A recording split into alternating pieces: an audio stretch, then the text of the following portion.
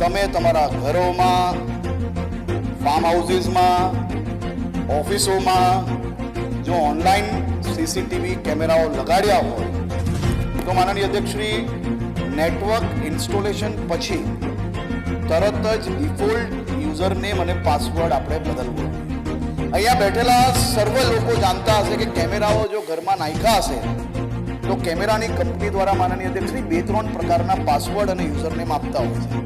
User name હોય તો admin હોય, પાસવર્ડ હોય તો એડમિન 1 2 3 હોય. આવા હજારો લોકોના ઘરમાં માનનીય અધ્યક્ષશ્રી તપાસ કરશો ને તો આજે બી આ જ યુઝર નેમ મળશે, આ જ પાસવર્ડ મળશે. આ યુઝર નેમ અને પાસવર્ડ જો બદલી લેશો તો કોઈ બી ચીલાચાલુ વ્યક્તિ તમારા ઘરમાં તમારા સુધી જલ્દીથી પહોંચી શકશે નહીં. મજબૂત અને યુનિક પાસવર્ડ રાખવો જોઈએ. 2 ફેક્ટર ઓથેન્ટિકેશન જે છે એની અંદર આવે એને ઇનેબલ કરશો તો જરૂરથી સુરક્ષિત રહેશો.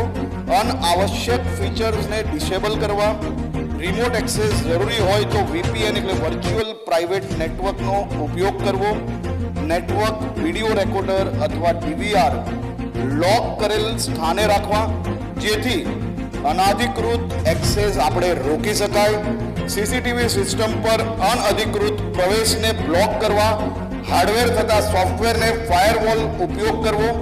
માનનીય અધ્યક્ષશ્રી, સીસીટીવી સિસ્ટમ ને ખાસ ડિટેક્શન સિસ્ટમ હોય તો તેનો ઉપયોગ કરવો જેથી હેકિંગના પ્રયત્નો થાય તો રિયલ ટાઈમ અપડેટ આપને મળતો રહેશે. તમારા સિસ્ટમની સાયબર સિક્યોરિટીની સાયબર પ્રોફેશનલ દ્વારા નિયમિત સિક્યુરિટી ઓડિટ કરાવવી. અને જો આ બધું કરશો તો અમિતભાઈ, હું તમને 100% ખાતરી આપું છું કે મારા રાજ્યની કોઈ બી મહિલા સીસીટીવીનો ભોગ નહીં બને, એની 100% ખાતરી આપી છે.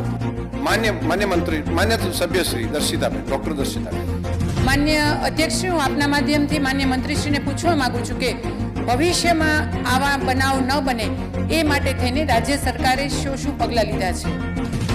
ગુના દાખલ થયાના 48 કલાકમાં જેમ મેં પહેલાં જણાવ્યું માનનીય અધ્યક્ષશ્રી, મુખ્ય બધા જ આરોપીઓને હજારો કિલોમીટર બહારથી માનનીય અધ્યક્ષશ્રી લઈને એ લોકોને અરેસ્ટ કરવામાં આવ્યા છે.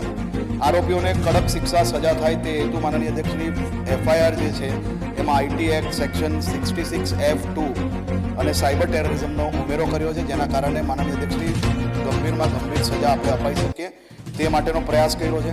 આ નેટવર્ક જેમ મેં પહેલાં જણાવ્યું એ પ્રકારે પેન નેટવર્ક છે, આખા ઇન્ડિયામાં છે, માત્ર ઇન્ડિયામાં નહીં ઇન્ટરનેશનલ લેવલે ફેલાયેલું છે. અલગ અલગ પ્રકારના માનનીય અધ્યક્ષશ્રી એ લોકો વિઝ્યુઅલ્સ કેપ્ચર કરતા હતા અને એને વેચતા હતા અને એને આપણે પકડવામાં સફળ થયા છે. અને એના પછી માનનીય અધ્યક્ષશ્રી આ લોકો પર કડકમાં કડક સજા ઝડપથી મળી શકે તે માટે ફાસ્ટ ટ્રેક કોર્ટની અંદર ચલાવવા માટે લો ડિપાર્ટમેન્ટ અને અમારું સંકલન થયું છે. અને આવનારા દિવસોમાં એ બાબતે માનનીય અધ્યક્ષશ્રી અમે હાઈકોર્ટની અંદર અપીલ કરવાના છે.